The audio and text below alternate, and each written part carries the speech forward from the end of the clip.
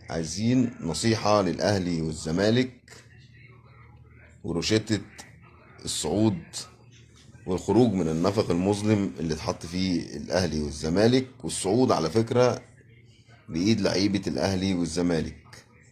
نفسي أشوف في تعليقاتك النصايح اللي احنا نقدر نديها للعيبة الأهلي والزمالك إن هما يقدروا يصعدوا وبإذن الله يفرحوا كل الجمهور المصري.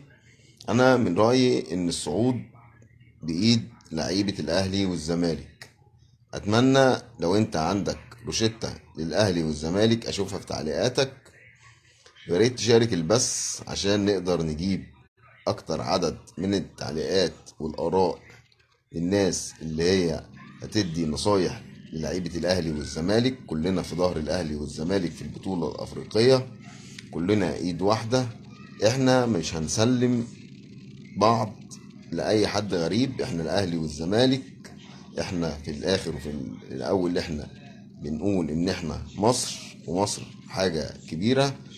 كلنا لازم نكون في ظهر الاهلي والزمالك بعيد عن الانتماءات.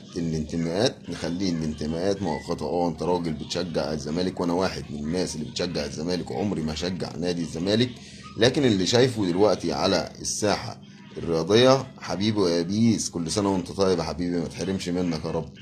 اللي انا شايفه على الساحه الرياضيه او التعاملات اللي احنا بنتعاملها لما بنيجي نخرج في الماتشات الخارجيه سواء الاهلي ولا الزمالك، صدقني الموضوع صعب جدا. لازم الناس دي تحس ان احنا كلنا كمصريين في ظهر بعض.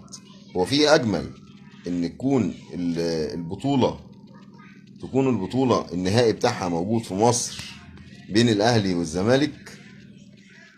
مفيش افضل من كده. انا شايف ان مفيش افضل من كده ان تكون النهائي اهلي وزمالك. عايزين نرفع من شأن الكرة المصرية. احنا بنمر بمشاكل كبيرة جدا في الكرة المصرية. عندك كواليتي اللعيبة اللي موجودة حاليا قليل.